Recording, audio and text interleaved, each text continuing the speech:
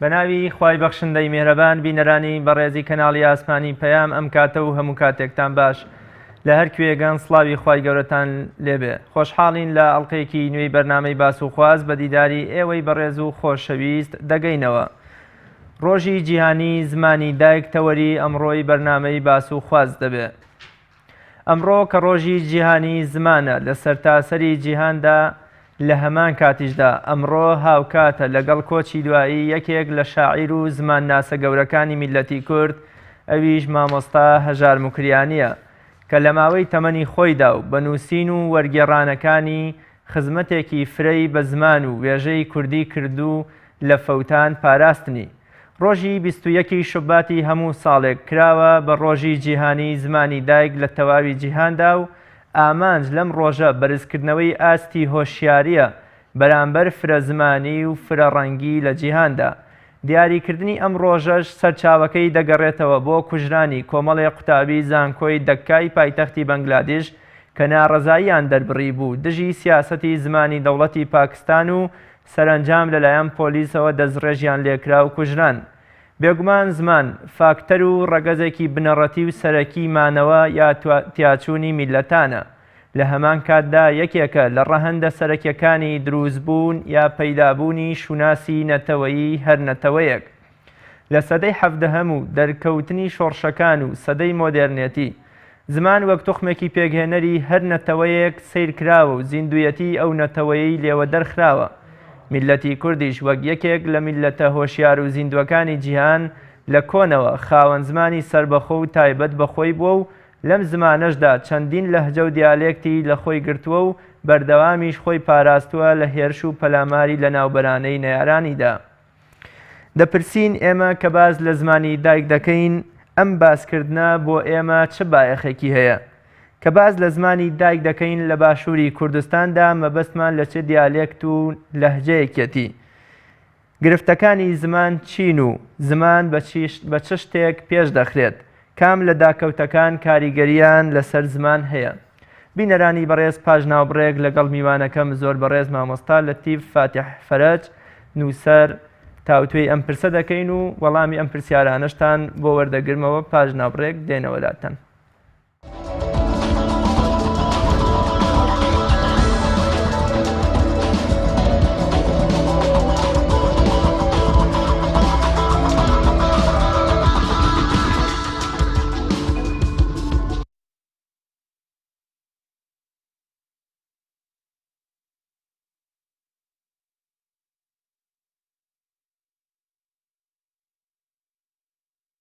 بینەرانی بەڕێز دووبارە سڵاو. مامۆستاگیان زۆر بە خێراتن دەکەم بۆ بەرنامەی باس و خواست. زۆر سپاس بۆ ئامادەبوونت. زۆر بەڕێزی. سەرەتا لەو پرسیارەوە دەست پێ ئەەکەم ئێمە کە باس لە ڕۆژی زمانی دایکەکەین ئێمە بۆ ئێمە چه بایەخێکی هەیە ئەم باسکردنە کە باز لە ڕۆژی زمانی دایک دەکەین؟ هەڵبەت بەر لە هەر شتێک ئێمە دەبێەوە بڵین پاراستنی هەر زمانێک کە چەند کەسێکی کەمیش قسەی پێ بکەن پاراستنی توخمێکی ئینسانیە، پاراستنی ئینسانە، پاراستنی کۆمەڵە خەڵکێکە لە نەمان لە ناوچوون. یەکێ لە فاکتە هەرە گرنگەکانی زمان بۆ کورد مەسەلەی بوون بووە. ئەگەر بۆ نەتەوەکانی تر دەوڵەت یا فۆرمی دەوڵەت یا چوارچێوەی سیاسی یا چوارچێوەی ئاینی یا ئاینێکی ئاسمانی یا هەر هۆیەک بوو باڵین فاکتێک بوو بێ بۆمانەوەی بۆ زمانی کوردی مەسلەی زمان مەسلەی بوون بووە. من پێچەوانی چی ئەمە لە کووردە ئاوایە؟ کورد لە بەردەم هەڕەشەیەکی گەورەیە بووە. کورد قەت خۆ خاوەن نەبووە، تورک خاوەن بووە، فارس خاوەن بووە، عەرەب خاوەن بووە. هەرو چۆن ئێستاکە سیاسەکان ئێمەش تورک خاوەنن، فارس خاوەنن، عەرەب خاوەنن، بەڵام کورد خاوەن نین. بە هەمان جۆر بە درێژایی مێژوو کورد خۆ خاوەن نەبووە. لە هەندێک قۆناغانە کە ڕەنگە شەراکەتی خۆ بەڕێوەبردنە بووێ، یعنی هاوبەشی بوون لە بەڕێوەبردنا بووێ. بۆ نمونە ڕەنگە لە قۆناغی ساسانیەکانە جۆرێک لە هاوبەشی لە بەڕێوەبردنا لە بینی کورد و فارسا بووە، لە قۆناغێکە لە سەردەمی عوسمانیەکانە جۆرێک لە هاوبەشی ئەگەر بە کەمیش بوو بێت هی کورد هەبووە لە سەردەمی عوسمانیەکان ناو دەسەڵات یان ناو سەڵتەنەتی عوسمانیا هەندێک کوردڕۆڵ و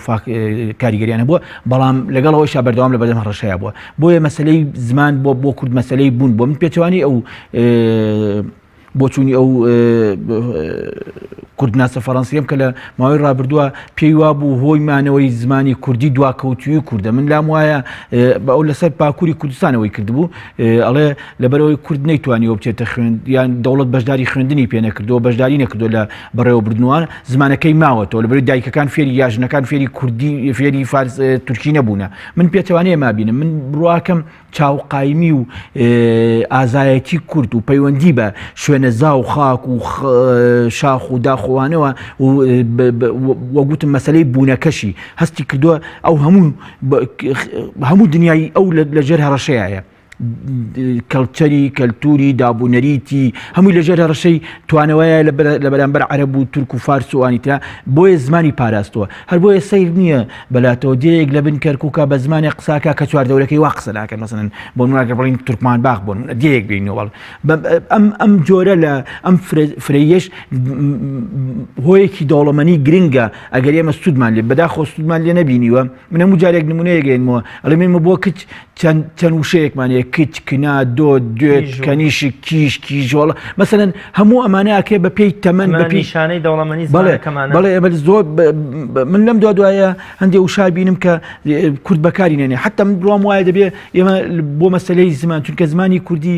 بەداخی زۆرە و بەردەوام هەڵەوەرێ من لە داغستانە شتێکی سێرم بینی ڕەسوولی حەمزاتۆف لە داغستانە ئەڵێ لە داغستانی منە بڵێ ئەڵێ فریشتەی زمان یا مەلایکەی زمان کە زمانی دابەش کرد ئەڵێ کە گەیشتە بانداغستان سەیری کرد ئەڵێ زمانەکانی و دابەش کرد زمانە ئەوانەی کە خەڵکی زۆر قسەی پێکە بۆن من ئینگلیزی و فارسی و تورکی و فەڕەنسی و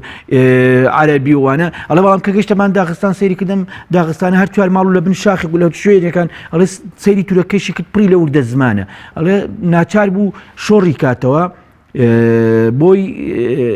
هەموو ئەو زماناڵێ بوو بە زمانی داغستانی ئەڵێ بۆیە ئێمە بۆ خۆشەویستی دەیان مەرادیفمانەیە بۆ پێکەوە ژیان دەیان مەرادیفمانەیە بۆ عیشق دەیان مەرادیفمانەیە بۆ جوانی دەیان چەمکمانێ مەسەن ئەمە ئەگەر بێین باسی کورد بکەین سەیرەکەی کورد بە هەمان شێوە چونکە مەسەلەکە مەسەلەی بوون بۆ کورد فاکتەکە فاکتی بوونمانەوە بۆ کورد سەیرەکەی دەوڵەمەنی لەومەدا مامۆستا وەکو جەناب ئاماژەت بەو کرد کە کورد بە درێژایی مێژوو زمانەکەی لە بەردەم هەڕەشەیەکی ترسناکی لەناوبەردا بووە چ شتێک وای کردووە ئەم زمانەکەمان بە زیندوی بمێنێتەوە هۆکارەکانی مانەوەی زمانی کوردی کە جەنابەت ئێستا پێ دوایە زمان هێشتا زمانێکی وەشیار و زیندووە چ شتێک وای لێ کردووە کە بەو شێوەیە بمێنێتەوە خۆپارێزی مەسن لە قۆناغی فیوداڵی ئەگەر بگەرن بۆ پێش قۆناغی فیوداڵیش لە سەردەمی ئەمارەتەکانە کە لە توارچەوەی قۆناغی فیوداڵی کوردیە لە توارچەوەی قۆناغی فیوداڵ دەربگایەتی جیهانیایە باڵین بە جۆرێتێکیمە لە توارچەوەی ئەمارەتەکانە زۆر پێداگری کراوە لەسەر مانەوەی زمان مەسەلەن بانمونێ بنمەوە حەزرەتی نالی لە سلێمانیە کە دیوانەکەی خۆی نووسیەوە ئەو سێ کوچکەی کە بەناوبانگ سالم و کوردی و نالی نەگەر هەوڵی داوە زمانی ئەو زمانی کە بابانەکان قسەیان پێکردوی کا بە زمانێک کە زمانی نووسین وانە هەڵساوە وشەی باجینان و وانشێنە مەسەن ئەزی بەکارێناوە و شەگەلی گەرمیانی قوڵایی گەرمیانی بەکارێناوە هێناوێتی بۆی زمانێک دروستکە کە بێتە زمانی هەمووان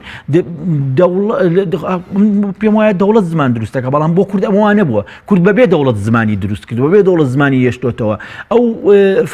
هەڕەشانەی کە لەسەری بوونە لەلایەن ئەوانی ترەوە بۆ کورد بۆتە پاڵنەرێک بۆ مانەوە و پاراستنی زمانەکە هەر بۆیە پێت سەیر نەبێ کە لە کوێرەدەیەکە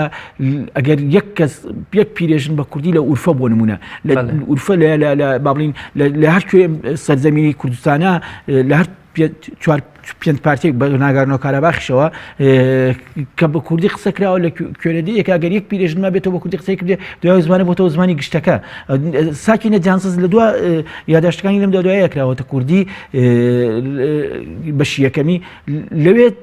زۆر بە جوانی باسی ئەو مەسەلەی پاراستنی زمان و ئازایەتیاکە بۆمانەوەی زمان من بڕوام وایە ئەم پاڵنەرەی کە دوژمن مەسەلەن تۆ سەیرەکەی عوسمانەکان لە سەردەمێکە کڕقیان لە ئامەد بۆ تۆ یارقیان لە کورد بۆ تۆ هاتوونە لە ئامەد کتێبخانەکانیان وێران کردووە باسی واکەن کە بە هەزاران کتێبیان سوتانەوە ساکەواتە ئەدەبیات و حوجرەکان وەکو ڕۆڵی گەوریان سارێکی جوانی ئەو سەردەمەی کورد ڕۆڵیان هەبووە لە ڕۆڵی گەورەیانەوەی لەو ڕۆژەوە کە عادات و ڕسومەتنامەی کوردی مەلا مەحموودی بایەزی دنووسراوە یان لە پێش لە حجرەکانە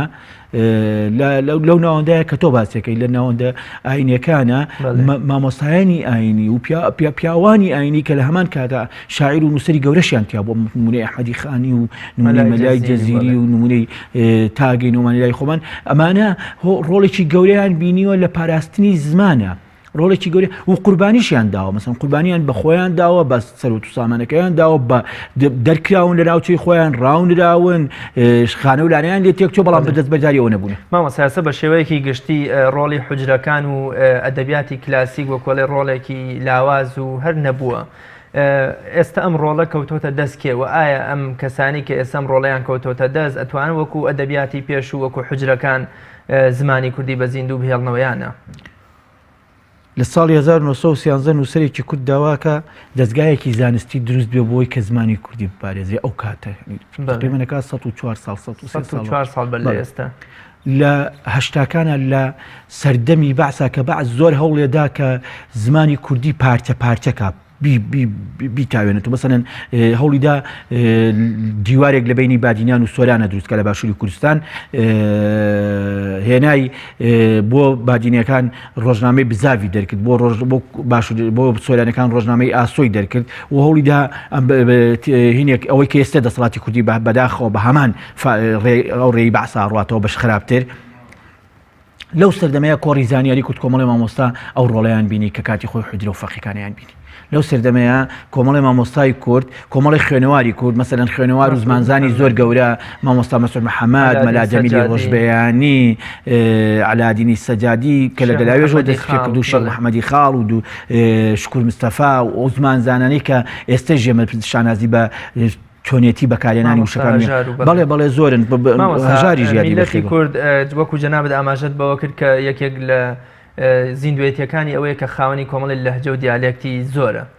ئێمە لەکە لە باشوور باسی زمانی دایک دەکەین مەبەستمان چ دیالێکتێکە ئایا ئێمە لە باشوور دیالێکتێکی سەر زانی دیاری یەک زمانی دایک بریتێ لەو زمانەیە کە یەکەم جاری مناڵ قسەی پێکا خۆی لەوە هاتەوە چۆن سەرەتاییترین مەسەن لە ناو خێزانە یەکەم ئەو زمانی کە پێی قساکەی ئەوە بێتە زمانی دایک بۆ مناگەر من مناڵەکانم لە بەریتانیا لە دایک بن و یەکەم زمان کە مناڵەکانم قسەی پێکەن زمانی ئینگلیزی بێ ئەوە زمانی دایکی زمانی ئەوێ ئەگەر لە کەرکووک لە دایک بوون و یەکەم زمان کە زمانی کە قسەی پێکەن کە زمانیان پێ بژێ زمانی تورکمانی بێ ئەوە زمانی دایکیانەوەی وەگەر کوردی بێ کوردیە لە باشووری کوردستان ئەوەی لە بادینان ئەوەی لە گەرمەسێر و مەسەلەن زمانی ماچۆیە زمانی هەورامیە زمانی ئەم لە قەزمانانەیە کە هەموو زمانن ناتوانین نیکەین هەموو زوانی سەرەکیش نەکرێ خزمەتێکی گەورە بەو چۆن فارزەڵێ ئێمە بە زمانەکانی تر خزمەت بە زمانی فارسیەکەین مەسەلەن وشەگەلی عەرەبی و تورکی و کوردی خەینە خزمەتی زمانی فارسیەوە ئێمە هەموو ئەم شێوەزارانە شێوەزاری هەورامیە بادینیە سۆرانی ناوەڕاستە مەسەلەن گەرمیانە ماچۆیە زازا لە باکووری کوردستان زیاتر چونکە زازامان نییە لێرە بەڵام ڕەنگە ڕەبتێک لە بینی یارسان و هەندێک نزیکایەتی هێلاندینە مەبەستم هەموو ئەمانە لە ئەسڵا زمانی دایکن لە ئەسڵا زمانی دایکن بەڵام ئێمە چۆن فەرهەنگ دروستەکەین کاتی خۆی ئەڵمانەکان ئەڵێ ئەو وڵاتانی لە ئەوروپا هەمیشاو پشت بڵاو بۆ میشاوە بێزمان بوون یعنی چۆن وەک ئێمە کاڵین بێزمان بۆ مانایی کە زمانێکی یەکگرتوونە بووە زمانی هاوبەش نەکە باوادار بدەین زمانێکی هاوبەش نەبوو هەمومان قسەی پێ بکەین مەسەن قورئان زمانی هاوبەشی هەموو عەرەبەکانە خۆ خەڵکی مووسڵ وەک خەڵکی بەغا قسە ناکەن کە لە عێراق نەردووکەن مسڵاوەکان شبت قول و ئەقول لە کووانە قساکەن ئەسڵەن بەغا و بە زمانە قسە ناکەن خەڵکی حەویجە کە لە بینی مووسڵ و لە بینی بەغا و کەرکووکایە لە بینی تکریت و کەرکووکایە بە زمانێک قساکەن جیاوازە زۆر جیاوازە لە زمانێک هەمووشی عەرەبە بەڵام قورئان کۆی کردوونەتەوە ئێمە دەبێ ئەو هاوبەشیە کۆمان کاتەوە ئەو زمانەیە گرتو ئەمە بەچی کۆ بێتەوە ئەم زمانەیە گرت و هاوبەشە بەچی دروست دەبێت سەرکە ئێمە دەبێت سوود لە هەموو ناکرێ ئێمە یەک لقە زمانی بچووکیش نادی دەکەین فەرامۆشیکەین دەبێت سوود لە هەموومانە بینین هەموومە بنووسین ویستن نمونەیەک ببین و کاتی خۆی ئەڵمانیەکان دوو براکە لەناو دانیشتونە باسی زمانی ئەڵمانیەکەن خەمە خۆن بۆی چۆن ئیتالیا پارچە بۆ شوێنی بە زمانی قسەی کرد ماکیاڤیلی هات بە شێوەیەک کۆی کردنەوە ڕێکی خستنەوە کردی بۆ وڵاتێک یان بوو بفاکت بوو بە هۆیەک بۆ ڕێخستنەوەیان ئەڵمانەکان ئاین هەمان بەمان کێشەیە تێپەڕین دوو برا شەوێک لە ژوورەکەی خۆیان هە باسیوانە کرد چۆنە بێت زمانی ئەڵمانی مەسەلەن فرانکفۆرت لە بەرلین نەگا بەرلین لە بۆن نەگا چۆنە بێشتی وە مەسە بۆ نمونە خوشکێکی بێژنیانە بوو لەگەڵ ناژێ وتی باشە دەی باشە ئێوە ئەوە بکەن وتیان چۆن وتی بڕون کۆنە دێ بە دێ و شار بە شار و زمان کۆکەنەوە و فەرەنگێکی گەورە دروستکەن و بیکەن بە زمانی هاوبەش دروستکردن ئێستا و فەرەنگە زمانی هاوبەش ئەڵمانیە ئەزانی زمان ئەگەر فەرەنگێکی گەورەی نەبێ ئەگەر کۆی نەکەیتەوە لێی هەڵەوەرێ ئێستا زمانی کوردی یەکێ لە کێشەکانی ئەوەیە ڕاستە باوباپیری ئێمە ڕابردووی ئێمە زمانیان پاراستەوە شەڕی گەوریان لەسەر کردووە دەبێت شانازیان پێوە بکەین و بۆ گوتم بۆتە مەسەلەی بوون بوو ئەوان چونکە هەستیان کردو مشتێکیان لەدەستە چ زمانەکانی مێنێتەوە زمانەکانی نیشتۆتەوە لەبەرەوە ئەوەی لەسەر ئێمە ئێستا جگە لەو شانازیی بەوانەوەیکەین پاراستنی ئەم زمانە و درێژە پێدانێتی بۆ هەڵنەوەری نیست زمانی ئینگلیزی هەموو ڕۆژێ دەوڵەمە نەبێ زمانی عەربی دەوڵەمە نەبێ هەوڵەدا بگونجێ لەگەڵ گەشەکردنی کۆمەڵایە گەشەکردنی سیاسی کۆمەڵایەتی دنیا تەکنۆلۆژی زمانی فەڕەنسی بە هەمان شێوە زمانی کوردی نەیتوانی ئەومە بکات چونکە من جارێکیان وتم مەسەلەن جارێکیان کە ناسیری ڕەزادی پێی وتم وتی ئەزانی لەتیف وتی ئێمە بۆ بایکۆت ئەمەی کێ ماڵین بایکۆت ها فڵان بایکۆتی کردو مامۆستایان بایکۆتیان کردو گۆڕان بایکۆتی دانیشتەکەی مەسعود بەرزانی کردو مەسعود بەرزانی بایکۆتی هاتنی بۆ سلێمانی کردووانە ئەم بۆ بایکۆتە وتی بایکۆت ئێمە وشەیەکی زۆر کوردیمانێ وتم چیە مامۆستا وتی ئێماڵین داچێڵ لە موکریان داچێڵ گاکە تووڕابێ ناچێڵێ وازێنێ تووڕابێ داتە چێوە پێڵن داچێڵ ئەمە بایکۆتە باش ئەمە لە زمانی فیوداڵیە لە ژمانی دەربگایەتە هەزاران وشەی وامانەیە بوو بێن سایاسەش کە ئەگەڕێنەوە بۆ گوندەکان و ئەو شوێنانی کە گوندنشینن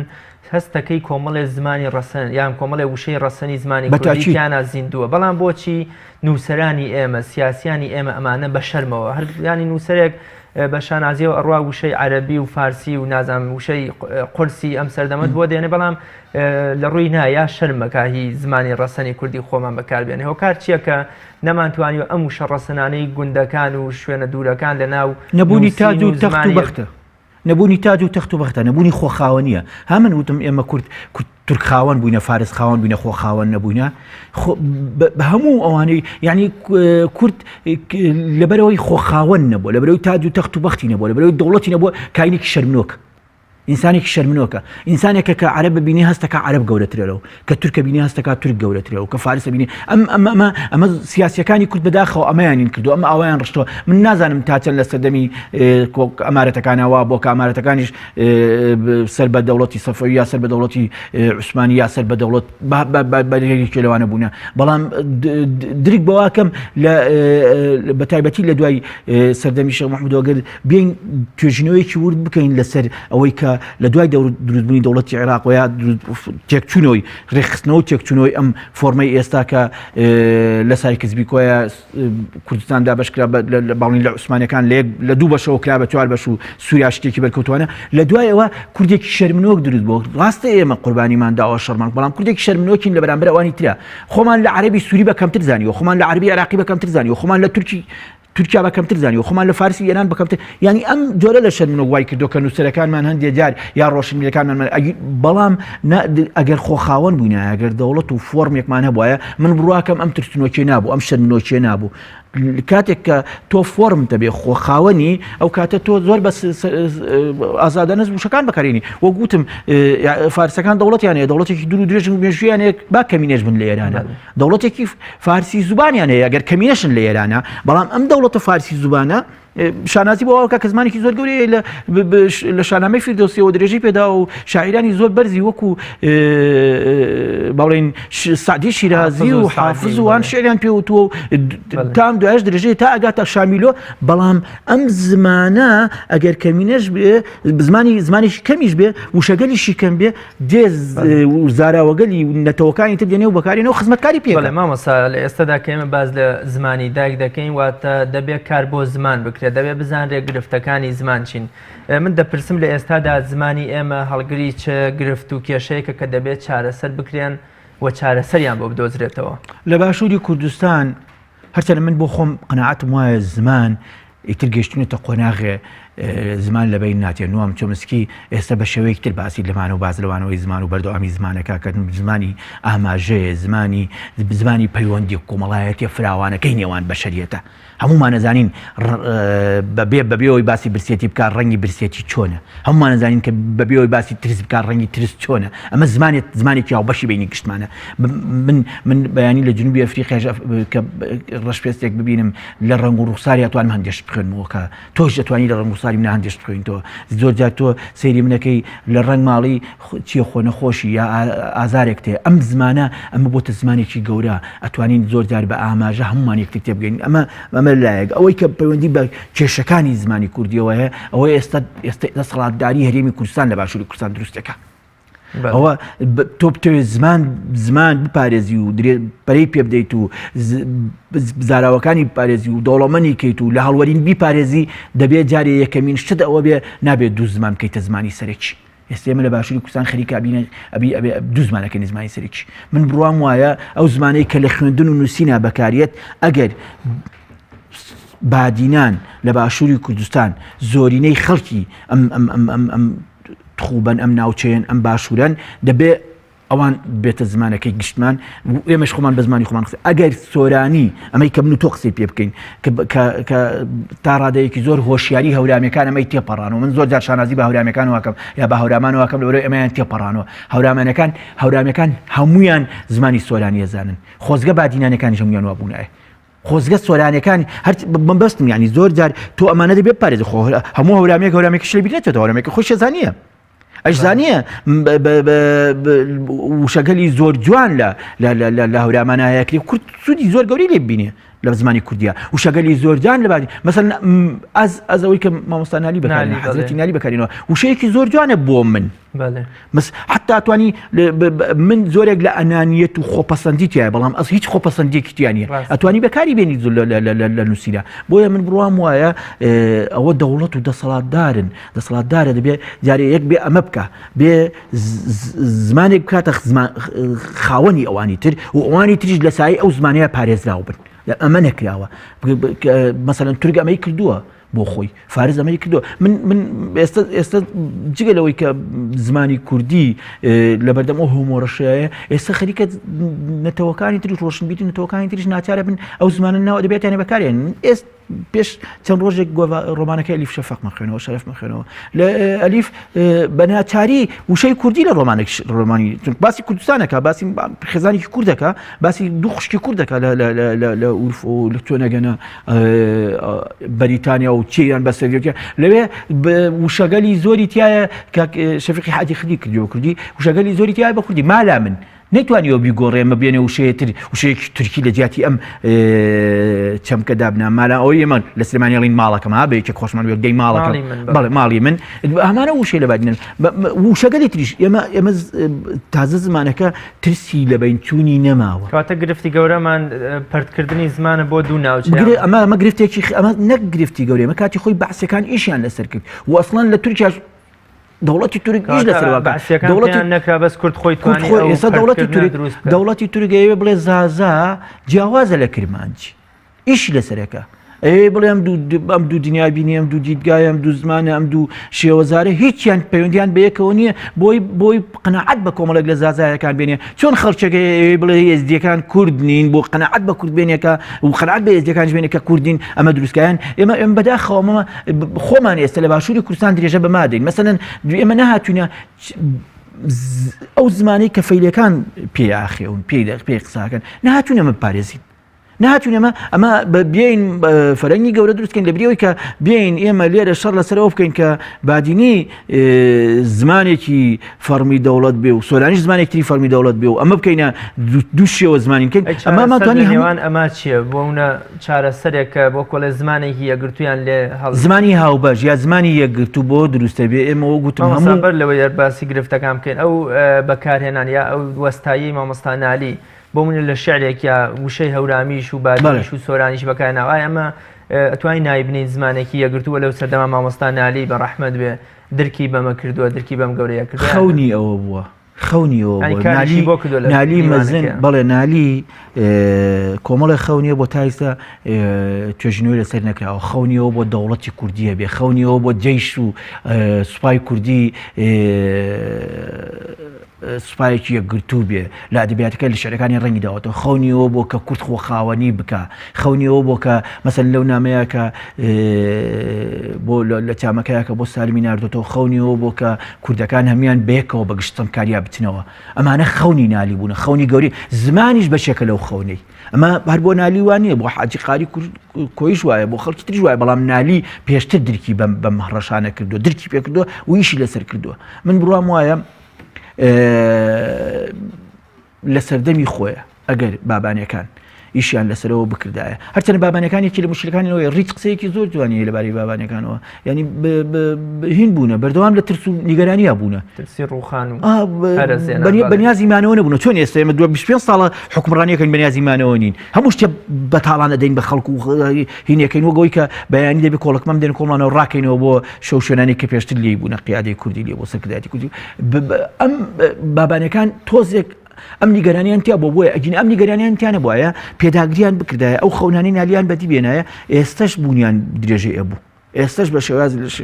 شێوازەکان ئەبوو ئەمری واقعش لە ساڵ 1920 کە حکومەتی عێراقی بە شێوازی تروسکە ئەو مامەڵەیە جیاوازترە بوو لەوەی خۆرتەنە ئینگلیزەکان لەو ئیتیفاقیەکە لە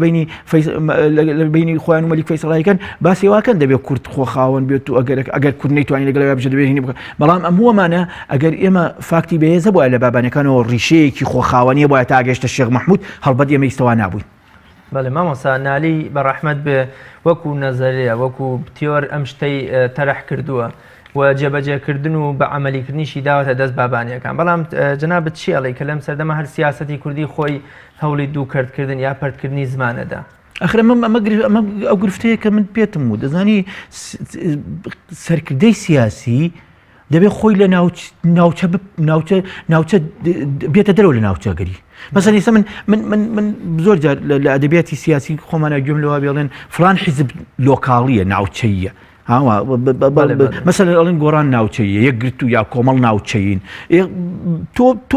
تۆ زمانەکە ئەەکەیتە زمانەکە نییە و سیاستەکە وا وێناکەی کە تۆ هەر زۆر لە ناو دنیای ناوچەیە چۆن نتوانی بە هاوڕەکانی خۆت بە هاو حیزبەکان بە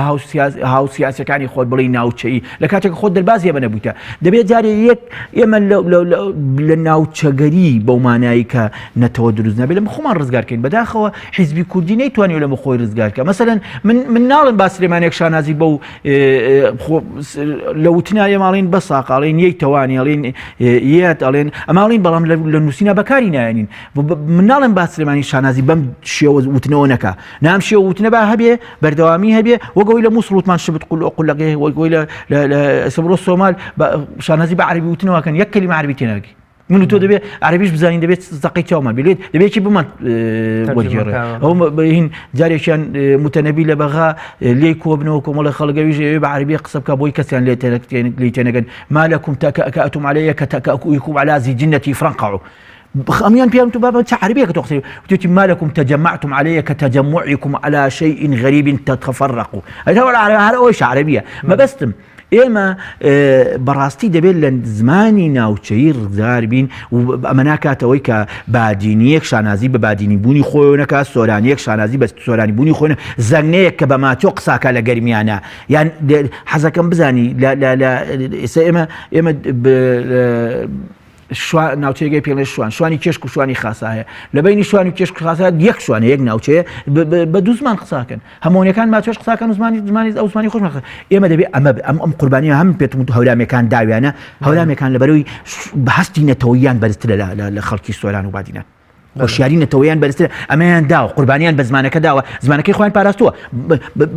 بە پێچوانەوە زۆر جار خەڵگەڵێ زۆر عنسرین هەمیان بە هەولامی قسەکەن بەوان بە هەمویان سۆرانی ئەزانن ئەمە مویمە نەگەوەی لە هەولامەیەکی ژە پرسنەڵێ منیش دوو زمانی ژەزانم هەولامی ڕاستەکە دەی خۆ لە زمانە کاکە عەرەبی سۆمالیە سوودانیان با بڵین ئەوانەی لە خەلیجی عەرەبی لە کەنداوی عەرەبی قساکەن ئەوانی یەمەن بوون منە جیاوازترە لەوەی قەتەروانە ئەم زمانە دەبێت شانازی پێوە بکە بەڵام چۆن لە ئەسڵا زمانە سەرێکیەکەش گەڵۆمانەکە درێژەی پێدا. مامۆستا باسمان لە گرفتەکانی زمان کرد بزانین زمان بە چ شتێک پێشەخرێ ئەو فاکتەر و هۆکارانی کە بنە هۆی پێشکەوتن و دەوڵەمەندکردن و زیندوهێشتنەوەی زمان کامانن. ئێستا لە ئێستا ئەگەر باسی ئێستا بکەین بەردەوام تازەکردنەوەی زمان بەردەوام هێنانی ئەو ڕۆژە باسیین کرا بەر بەڕێکەوتیش باسی ئەوە کرا مەسەلەن ئەڵێن مۆلیدە ئێمە ئەوەی کە ها باوە وشەیەکە زۆر ڕۆژانە هەزاران کەس ملیۆنها کەس بەکارێن لە کوردستان لەبەرەوەی کاربامان نیە ئەڵێن مۆلیدە مەسەن مۆلیدە من وتم باشە لە تەولیدی کارەباوە تۆ تەولید مۆلید باشە وزە دەرە کاکامە باشە بۆ وشەیە بەکارنی بۆ منەکەنی وشەیەک کە بەردەوام کاری بێ یا وزەکار مشغل مۆلیدە ئەوەی کاری بۆ زەدەرەکاکە یا بۆ نمونە ئێمە ئەڵێن چێشتخانە من لەم ڕۆژانەیە لە ڕۆمانێکە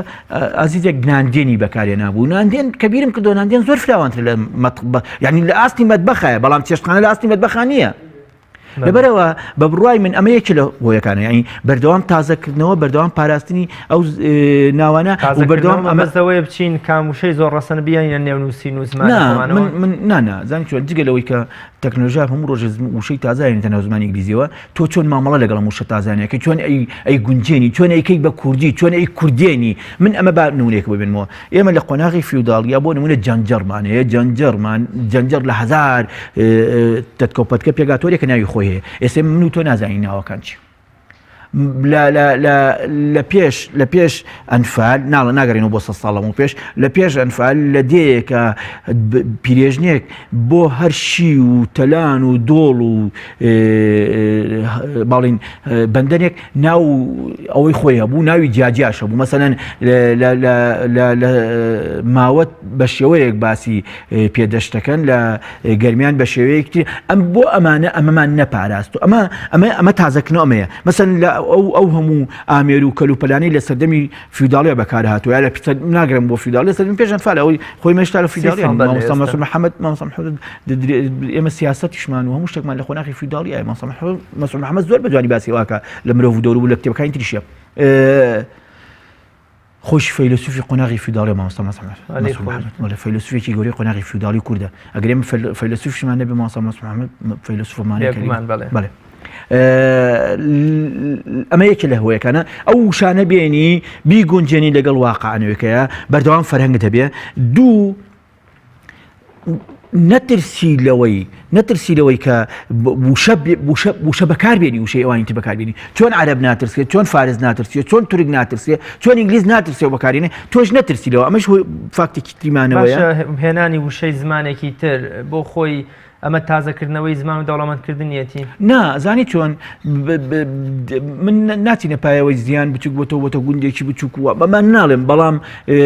کۆمەڵێ زاراوایی تازە کە دێتە ناو زمانەکانی دنیاوە بە خێرایی دێ ڕۆژانە دێت تۆ پێویستت بۆنی مەسەنی خۆمە کاتی خۆی هەوڵدرا بڵێن تەلەڤیزیۆن نەڵێن تەلەڤیزیۆن بڵێن دەنگ و ڕەنگ بەڵام زۆر ئاسایی زۆرمان کرد مەسەلەن ڕادیۆ نەڵێن ڕادیۆ بڵێن هەواڵدەر مەسەلەن ئەمە گرنگ نییە تۆ ئەتوانی ئیش لەسەر ئەمەش بکەی بەڵام ئەو وشەیەش بگونجێنی مەسەلەن زۆر جار پاسکیل یا پایسکیل یا ترومبیل یا ئۆتۆمبیل کورد هاتوێت لە سەردەمی خۆیان گونجانێتی ئۆتۆمۆبیلی کردوتە ترومبیل من باپیرم لە ژیانە نەیوت دوو چەرخەوانە بەرحاڵ مەبەستم ینی تۆ ئەتوانی ئەمە بکەی هۆیەکی تریش بۆمانەوە پاراستنی جیاوازیەکانە بۆ نمونە من هەموو جارێ ئەڵێم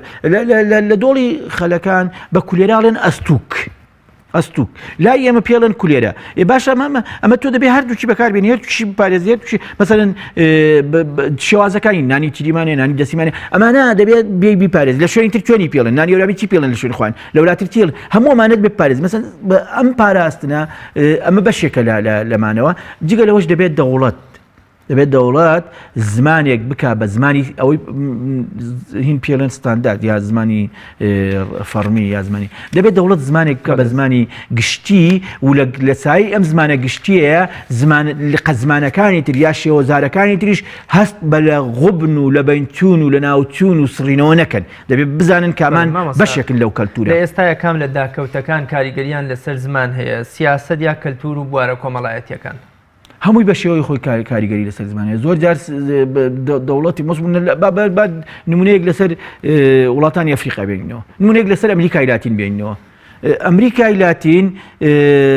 بەشێکی زۆری بە ئیسپانی و پورتوغالی و ئەوانە قساکەن ئەو من پەیوەندی بە کەلتور و بەدابوونەریت و چوونی ئەوانەوەیە لە سەردەمێکی درابۆیە بەڵام لە هندستان لەبەرەوەی زمانی ئینگلیزی زمانی فەرمی نەبوو بەڵام لەبەرەوەی دەسەڵات کردی بە زمانی فەرمی لە کاتی خۆیە هندیەکان زۆربیان ئینگلیزیەزانن یا هەمویان ئینگلیزیەزانن بۆیە هەمووی ڕۆڵیەیە سیاسەکانیش ڕۆڵیان هەیە دەسەڵاتی سیاسیش ڕۆڵیەیە کەلتور و کەلچەر و بوونی مەسەن یەکێتی سۆڤێت حەزێ کرد هەموو رووسیا هەموو وڵاتانی کرد لە سایی یەکێتی سۆڤێتە دەستیان بەسەرگیرەوە بە ڕووسی قسە بکەن بەڵام ئەوە دەرچوو دەرنەچوو خەڵک ئازەریەکان بە ئازەری قسەیان کرد ناگەڕنەوە کارەباغ بە کوردەکەی خۆمان کردمانجی قسەیان کرد مەسەلەن داغستانی بە داغستانی سیچانی بە چینی قسەی کرد کە یەکێتی سۆڤێتی ڕووخا هەمیان بە زمانی خۆیان کەوت. مامۆستا ئەدەب فیگەری یەکەمی پشتپێبەستنی زمانە باسی ئەومان کرد ئەدەب لە ڕابردووە چی بۆ زمانی کوردی کردووە ئەوە باسی ئەومان کرد بەڵام لە داهاتووە ئەدەب چی بۆ زمانەکە ئەدەب لەبەرەوەی یەکێکە لە پایە هەرە گرنگەکانی پەیوەندی مرۆڤایەتی من لەم ڕۆژانەیە باسی ئەوەمان کرد ئەوەی سیاسەکان دیوار دروستەکەن لە بینی مرۆڤایەتی ئەدیبەکان دێنەی ڕوخێنمەسم بۆ نمونە تۆ کە ڕۆمانی ئەفسانەی 1900 دەخوێنیتەوە کەلتور و هەڵسوکەوت و ئەوەی نەتەوەکانی ترێبینی کە ساعتی 25 بخوێنیتەوەی ئەوی ترێبینی کاتی ئەلیف شەفە خوێنیتەوە کاتی مەسەلەن پاولۆ کۆیلۆ خوێنیتەوە کاتی گابریل گارسیا مارکێز خوێنیتەوە بە هەستەکەی لە کۆڵۆمبیای شوێنەکانت پێنیشاندا هەڵسوکەوتی کۆمەڵایەتیوێت پێنیشاندا ژینگەیوێت پێنیشاندا پەیوەندی کۆمەڵایەتیوێت پێنیشاندا جوانی ئافرەتی ئەوان هەڵسوکەوتیان ئاکاریان دابوونەریتیان مامەڵەیان هەموومانت پێنیشاندا ئەدەب ڕۆڵێکی گەورە بینێن بڵێ دایک دیستۆیفسکی مەسەن بە تۆ وەرە مەکسیم گۆرکی کە دایکە خوێنیتەوە سەرەکەی هەستەکەی هەموو سیفەتانی کە لە دایکی پاڤڵا هەیە لە ڕۆمانی دایکە لە دایکەکە هەیە لە گەرمیانیش خۆشە پرسیارێ بکەم هۆکاری چییە بۆ منە ئێمە لە زۆربەی زمانە زیندوەکانی جیهانەوە ڕۆمان و نووسینەکانیان وەردەگێڕین ئایا ئێمە تا ئێستا نەمانتوانیەوە بەو ناوەڕۆکەیان بەو گەورەیە شتێکی وا بنووسینیان هی ئەوەیە کە دەوڵەتمان زمانەکەمان نەچۆتە نێو وڵاتانی ترەوە نا ئێمە ئێستا هەمانە بە من ڕوان پێشتری ژەمان بووە بەڵام ژانرەکە ئەگەر ڕۆمان تۆ با پاسی ڕۆمانت نمونەی ڕۆمانە دوت مەسەلەن شعر پێشتری ئێمە هەمان بۆ ڕۆمان ژانرێکی تازە بۆ بەنسبەت دنیای عەرەب و تورک و فارسی شەو تازەیە ژانری ڕۆمان لەم دوایە ڕاستی ئێمە کاتی خۆی ئەفسانە و داستانە بۆ لە حەکایەتەوە گەڕامانێتەوە مەسەلەن نەنکی من و تۆ نەنکی باوکی تۆ یەک دنیا حەکایەتی لێبەر بۆ من نەنکێکمە بوو سەعات 8 دامانێنا تا سەعات 1 شەو حەکایەتی بمانی جراوە ئێمە یەکێ لە کەمتەرخەمەکانەوە کاتی خۆیمان من نەنووسیەوە بەداخەوە لە ساڵی 91 تیاتوو و نەنکی دایکیش مەروە بوو نەنکی ئەوی تریژە ئەمانە نییە بەداخەوە ئێمەمانمان کۆنە کردوێتەوە گیناوە ئەمانە ڕۆ مەسەل ئەحمەد و محەممەد و نازانم جێوی سپی و دێوی ڕەش و نازانم کوڕەکەتەوە کوڕا ئەوە و کوڕی هەموو ئەمانە ڕۆمانی جیاجیان بەڵام بە شێوەی چیرۆک و داستان و حەکایەت بۆ ماگەڕایەوە من بڕوام وایە ئێمە ئێستا ڕۆمانی زۆر باشمان هەیە کە بکرێتە سەر زمانەکانی تر بەڵام ئێمە هێشتا لە ڕۆمانە خۆمان تازەین لە ڕۆمان نووسینە خۆمان تازەین و کەوتون تژێر کاریگەری ئەو گۆڕانکاریانی لە ڕۆمانیشە مەسەلەن هەندێکمان کەوتون تژێر کاریگەری ئەو سیحرەی کە گابریل گارسیا مارکێز و پاولۆ کۆیلۆوانە لە ئەمریکای لاتین هێنین هەندێکمان کەوتون تژێر کاریگەری ئەو سیحرەی کە مەسەلەن لە ئەوروپا هەیە بەتایبەتی لە ئیتاڵیاوانە هەندێک ئەمە وای کردووە کەوتون تژێر کاریگەری ڕۆمانەکانی تورک و فارسەوە وای کردووە کە هێشتا خۆ خاوەن نین ئەگەر خۆ خاوەن بن ڕواکەم ئەوشمان بێتە بەڵێ مامۆستا کورد بە شێوەیەکی گشتی بەسەر 4 جوگرافیا و زمان و کەلتوری جیاوازدا دابەش بووە کاریگەریە ئەرێنی و نەرێنیەکانی ئەم دابەشبوونە لەسەر زمان چین ئەزانی یەکێک لە ڕەنگە یەکێک لە خۆشبەختەکانی ئێمەوە بێ ئەگەر ستەمکاری لە هەموو شوێنە ڕۆڵی دیبێت لە سڕینەوەی ئەوانی ترا لە کوردستانی ئێمەیە ئەم دابەشکاریە ڕۆڵی بینیوە لە چاوقایمی ئێمەیە مەسەلەن من پێشتریش وتم ئەزانی لە ڕۆژهاوای کوردستان دەوڵەتی بەعسی سووری و پێشتریش کە سووریا خۆی دەوڵەتی تازەیە هەوڵی زۆریدا ئەسڵەن کورد پرش و بڵاو کاتەوە جارێ هەوڵیدا شوێنەکانی شوێنەزای لێ داگیرکە جارێک هەوڵیدا پارچە پارچەیکە دووری خاتەوە شوێنەکەی تعریبکە وەگەوەی لە شنگاری ڕووداوە کاتی خۆی لە سەردەمی بەعسا وەگەوەی کە تورکیش مثلا خەڵکی لە قوڵای ئامەدەوە بردۆ بۆ قۆنیە فڕیداوە بەڵام لە قۆنیە سیرەکەی بە کوردی قسەیان کردو دانیمە زۆر مویمە مانای وایە ستەمکاری لە وڵاتی ئێمەیە لەم دابەشکاریە نەیتوانیوە ئێمە پارچە وێرانکە مەسەلەن لەم دوایە ئێستا لە ئێرانە هەندێشن لە دەوری سیستان و میستان خەڵکە دۆزنەوە سیرەکەن بە زمانی قساکەن نزیکە لە زمانی کوردیەوە مانای ئەم دابەشکاری و ستەمکاریە ئێمەی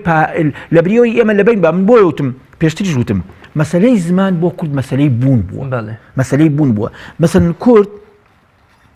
زانیوێتی کەلچەرەکەی لێ داگیرەکەن بوونی خاکەکەی داگیرەکەن خەڵکەکەی پارچەکەن خەونەکانی ئەسووتێنن بەڵام شتێکە ماوەتەوە یعنی بە دەرەوە نییە چونکە تۆ من هەموو جارێ نمونەیەکی زۆرە وایەنەوە یەک منجارێکیان پەرلەمانتاری چاک پارتیم بینی پێی وتموتی من وتی مامۆستاکەم پێمی وت لەسەر ئەوە نیە فێر نابووم فێری نابووم بنووسم و بخیمەوە مامۆستاکەم پێمی وتی دایکت بێنە بەیانی وتی کە دایکم برد وتی خەڵکی ئامەد بوو وتی کە دایکم من برد دایکم من بوومە متەرجیم لە بینی مامۆستاکەم و دایکمە وتی بیرم کردەوە وتی دوای کە گەورە بووم بیرم کردەوە باشە بۆچی ئەمێ گوناهمان چی ئەم زمانە دەبێ بە ترس و لەرزەوە قسەی پێ بکەین سیر مەبەستم ینی ئێمە ئەم مەسەلەی بوونەوای کردووە تەنانەت پەرلەمانتارێک کابێتە پەرلەمانی دەوڵەتێکی ستەمکاریش کە دەوڵەتی خۆی نییە شانازی بەبوونەکە و بۆکەینەوە جارێکیان نمونەیەگەێنەوە لەسەر ئاغای جەلالیزادەی وابزانمیشی لەوان لەو پەرلەمانتار هەنێ ئەو بەهینەڵێ نایەتە بیرم کامیانە بەڵام ئەزانم بەینەڵێ سێ پەرلەمانتاری کرماشانی ئەبن بە نوێنەری کرماشان لە سێ پەرلەمانتاری کورد ئەبن بە نوێنەری کرماشان لە پەرلەمانی ئێرانی ئەڵێ یەکیان مەلایە ئاخوندا و یەکیان ئاخون بە مانای شیعیەکەی ئەوان خوێن و یەکیان خاتونێکی جوان و قەشەنگوانە خوێن وتەنی و یەکیان کە ئەو ئاغای هینەیە ئەڵێ جەناب ئاغای ئاخوند تو وەزەبر جادو جناب خاتون وەزەبر ئابرۆ مان بازەبر بارزوو کرماشان بەرەو پێش یعنی تۆ سەرەکەی ئەم شانازیە بەم زمانەوە لەوێشە مەسەلەن یەکێک لەوانەیە کە من هەموو جارێ بە نمونای هێنمەوە کە شەڕی زمانی کردووە شەڕیەوەی کردووە کە دەست بۆ زمانەکان دەبن ئەو پەرلەمانتاران بوونەکە لە پەرلەمانی ئێرانیە هینێن کردووە جەنابەت دەڵێی مەسەلەی زمان بۆ کورد مەسەلەی بوون بووە یەکێک لە چەکە کاریگەرەکانی مانەوەی هەر نەتەوەیەکیش بە زویندوی بریتە لە زمان لە ماوەی ڕابردوودایا لە ئێستادا چی بۆ نەتەوەی ئێمە دەکایە چی بۆ نەتەوەی ئێمە کردووە زمانی کوردی لە ڕابردووە ئێمەی وەک کوردێشتەوە ڕاستە بادینیمان تیا بوو سۆرانیمان تیا بوو هەورامیمان تیا بوو زازاییمان تیا بوو کاکەیمان تیا بوو علیلاییمان تیا بوو نازانم چیمان تیا بوو چیمان تیا یارسانمان تیا بوو هەر چیمان تیا بەڵام وەک کوردێشتینەوە وەک کوردێشتینەوە ئەمە خاڵێکی گرنگە بۆی کە قسە لە داهاتووە هەر ئەم وەک کوردێشتنەوەیە ڕۆڵێکی گەورە بینێ ئێستا نەتەوەیەگرتوەکان و دنیاشیش قسە لەسەرەوەکەن مەسەلەن تۆ جگەلەوەی کە زمانت جیایە جگەلەوەی تۆ تورک نیت فارز نیت عەرەب نیت نەتەوەیەکی دەبێت فۆرمت هەبێت چوارچێوەت هەبێ خۆخاوەنی بکەیت بەڵام بەمەرجێک ئەوانەی کە ئەم ئیدعایە ئەم فۆرم و خۆخاوەنیی کوردەکەن چەتر بن ینی کۆکەرەوە بن نەک پرش و بڵاوکەرەوە کە ئێستا ئەوی لە باشووری کوردستانیە ئێمە من ڕام وایە زمانی کوردی لە داهاتووە چۆن لە ڕابردووە فاکتی بوون و مانەوەی ئێمە بووە لە داهاتووە فاکتی بوون و مانەوە و خۆخاوەنی ئێمەیە درێژە بە بوونی ئێمەدا و بەردەوامیمان پێ لێدا ئەم زمانە زمانێکە تازە ترسی لە بینچوونی نەماوە ترسی لە ناوچوونی نەماوە زمانێکە بەردەوام دەتوانین دەوڵەمەندتریکەین بەڵام بەمەرجێک ئەوەی کە کاتی خۆی لە 1930 وەگوتم داواکەن با دەستگایەکی زانستیە بێ وەکۆکردنەوە ئەوەی کە لە سەردەمی کوردستانە بەدرخانیەکان داوایانە کرد کە دەستگایەکە بێ بۆ کۆکردنەوەی ئێستا ئەوەی کە کۆڕی زانیاری کوردی بوو یا ئەکادیمیای لە ماوەیە ئەکادیمیایەکە دروستکردبووی بوو ئێستا ئەم دەستگایە دروست بکەن و ڕێز لە چەمکەکان بگرن ڕێز لە زاراوەکان بگرن ڕێز لە شێوەزارەکان بگرن و بەکاری بێنن زمانێک بەکاربێنن کە هەمومان هەست بەبوون بکەین تایە مامۆستا ناسیۆنالیزمی کوردی ئەگەر هەبێ لە نێو قەوسێکدا ناسیۆنالیزمی کوردی چی بۆ زمانی کوردی کردووە جارێ من بڕوام لەسەر ناسیۆنالیزمی و نەتەوە گەرایی و نەتەوە پەرستی و نەتەوە ئەوە هەندێک تێبینیمێ مەسەن کورد تا ئێستاکە نازانی ئایا ناسیۆنالیزمێکی ئەوەی هەیە کە تورک هەیەی یا فارزێتی عربی چونکە ناسیۆنالیزم لە دوای بوونی دەوڵەت بە جۆرێکەکان لە دوای بوونی دەوڵەت دەرەکەوێت ناسیۆنالیزم یا نەتەوەگەرایی بەو مانایی کە ئەوانی تر بسرێتەوە لە دوای بوونی دەوڵەت دەرەکەوێت ئایا ڕازیە بەوەی کە پێگاتە و جیاوازەکان لەناوێت بژێیان نەژێ بەداخ خۆی چەمکەکە بۆ بەنسبەت ئەوروپاوە تازەیە بەڵام لە مێژی ڕۆژهەڵاتە زۆر کۆنە چونکە لە قورئانە إنا خلقناكم شعوبا وقبائل لتعارفوا بتفاصيل باسي أواكا نتوقلي جيا زمان قلي جيا ومن بو بيكوال كدنو يكتر ناسيونو ناسيوناليزم نتوقلي يعني من زور زاد لبيني ناسيوناليزم يكا جردسية بيلم باتروي يا شورجير يا خو بخت کار خۆبەختکار و ناسیۆنالی کە سەردەستەیە پێڵێم ستەمکار یا ئەوەی نەتەوە پەرستوانە بەڵام لە نێوان ئەمەیە من بڕوام وایە ئەوەی تۆ ناودنانە کاتێک ئەتوانی بڵێ ناسیۆنالیستی کوردی شتێکی بۆ دەوڵەتی کوردی کردو شتی بۆ زمانی کوردی کردووە کە تۆ فۆرمتە بێت چوارتیەوەتە بێت ئێمە تا ئێستا نیمانە ئێمە تا ئێستا نیمانە نە لە سەردەمی شێخ مەحموودە نە لە سەردەمی قازی محەممەدە بوار ڕەخسا مەسەن لە سەردەمی قازی محەممەدە بەو یان زەمانگە ڕاستە هەندێشتی زۆر گەورەی کرد گۆواری بە زمانی کوردی دەرکرد گۆواری بۆ مناڵان دەکرد ئەزانی یەکێ لە هۆیەکانی مانەوە بەردەوام مامەڵەکردنە لەگەڵ مناڵە مانەوەی زمان بەردەوام ئێستا من یەکێ لەوانی کە زۆر دڵخۆش بووم پێی لە باکووری کوردستانەوە بوو هەرچەنە کەناڵی زارۆکیان هەبوو هەرچەندە تورک بەردەوام دایە خانایە لە تورکەکان زۆر لە زمانی لە مامەڵی مناڵ بەڵام جارێکیان لە ئامەد بووم ئەم چیرۆکی مناڵانە ئەوەی کە هەیە بە هەزاران نوسخەیان چاپەکردیان لە ماڵەکانەوە چیرۆکی مناڵان چیرۆکی مناڵان بۆی ئەیانزانی ئەمە مناڵان هین نەبن لەگەڵ ئەمەیە پەیوەندیە بەستن لەگەڵ چیرۆکی مناڵانە لەگەڵ شعری مناڵانە ئەما بێت یاریان مەسەن هەلوور بەلوورتەکامە مەسەن ئەو هۆڕێوی ڕێوی بیمایم ئەمانەی کە مناڵی لێتەوە ئەمانەیانە بردە ماڵەکانەوە و بە سرودی ژیان بردە ماڵەکانەوە بۆی مناڵ چێژی لێوە بێ و مامەڵی پێ بکە بۆ لەبەرەوەی دەوڵەتی تورک لە ناو سیستمی خوێندنە هینی نێشتۆ مەسەن نمونەیە عوسمان بایدەمی مناڵەکانی کوردیان نازانی بەڵێ مامۆستا من ئەپرسم باسمان لە کاریگەری زمان کرد لە هێشتنەوەی نەتەوەیە و بۆ ئەوەش کە هەمیشە میلەتان هەوڵیان داوە نازنامەمان یا شوناسمان بسڕنەوە بۆچی نەیارانی کورد هەمیشە لە زمانی کوردی ترساون کاتێک هونەرمەندێک بە زمانی تورکی گۆرانی دەڵێ لە لووتکایە بەڵام کاتێک زمانەکەی خۆی کە زمانی کوردیە بەو زمانە گۆرانی ئەچڕێ ئیدی ئەیخەنە ژێر پێ لە قەول نمونەکەی ئەحمەدی قایە نمونەکەی ئەحمەد قایە نمونەیەکی زندووە مەبەستمەوەیە بۆچی نەیارانی کورد بە تایبەت لە چوار پارچەی دەوروبەرمانە هێندە لە زمانی کورد ئەترسن جارێت تۆ ئەوەی کە ئەحمەدی قایە کە بە کوردی ئەزانی زمان دەربڕین لە ڕێی هونەرەوە لە ڕێی ئەدەبەوە لە ڕێی ئەو مهینە مناڵانەوە کەیسە باسمان کرد ئەم دەربرینە زووتر ئاشنا بێ بە دڵ زووتر پەیوەستە بێ بە دڵەوە مەسەلەن ئارامتیگران گۆرانی کێ زمانی باسی زمانی کوردیەکە زمانی کوردیڵێ وەشە و شیرینەوەوانە گۆرانی سوودێکی زۆر بەناوبانگە لە ئامەد ئەمە زیاتر کاریگەری لەسەر دڵدا زانە و زیاتر تۆ بەستێتەوە بە کەلتور و هەڵسوکەوت و دابوونەریتەکەتەوە بۆیە لێ ئەترسن کاتێک ئەحمەد قایە وتی من کوردم ئەو پێشتر تورکەکان وشانازیان پێوا کرد و بەڵام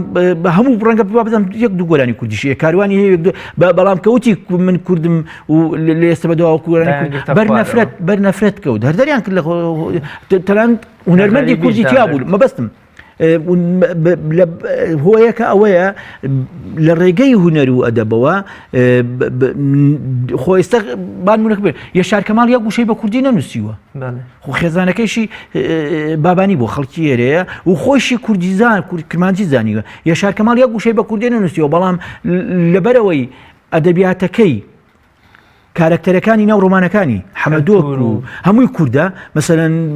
هەمووی خەڵکی چقورقایە و ئەو ناوچانی ئامەد و وان و ئەوانن بەردەوام لە بەردەمان ڕەشەیە بووە بەردەوام نەفرەتی لەکراوە لایەن تورکەوە ئەو ڕۆمان نووسە گەورەیە کە دەبایە زۆر پایەکەی گرنگتر وایە بەبەستم ئەمە یەکێ لە هینەکان ئەدەب و هونەر زۆر بە خێرایی ئەتوانێ پەیوەندی لەگەڵ ڕوحی ئینسانە ببەستێ بۆیە بە ناچاری دەوڵەتی ستەمکار جێرجارێ بەگشت ئەدەب و هونەراتێتەوە.